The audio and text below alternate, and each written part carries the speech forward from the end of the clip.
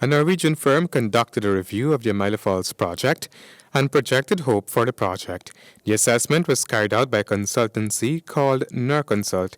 Foreign Affairs Minister Carl Greenidge, who had led the APNU examination of the project, as was put together by the PPP, stated that their concerns pivoted on a number of specific things.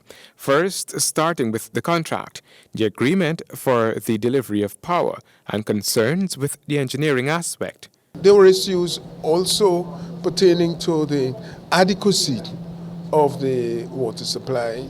The Foreign Affairs Minister feels that the APNU's concerns raised while in the opposition largely focused on the financing aspect of the project. As far as he's concerned, APNU has been vindicated.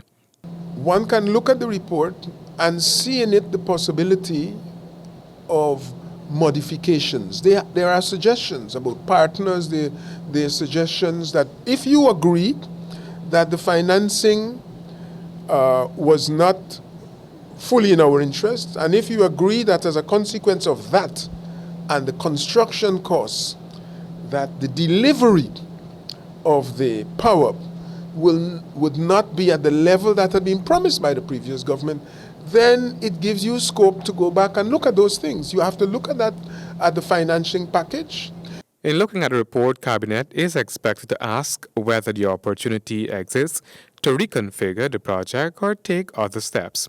But despite what the past administration had touted, the Foreign Affairs Minister added that Amaila could never be the total package for energy in Guyana. I'll tell you what I recommend to the Cabinet, namely that the Cabinet looks at this proposal and agrees a framework within which the others will be dealt with, arrives at a conclusion as to what to do about Amaila or any similar base supply. Once the Cabinet has a reasonably clear position on this, it becomes easier to hold discussions with partners, including the PPP. A number of hinterland areas are to be provided with standalone energy generation. The minister pointed out that a number of those projects have been approved, while others are in the process of being approved. Handel Duncan, HGP Nightly News.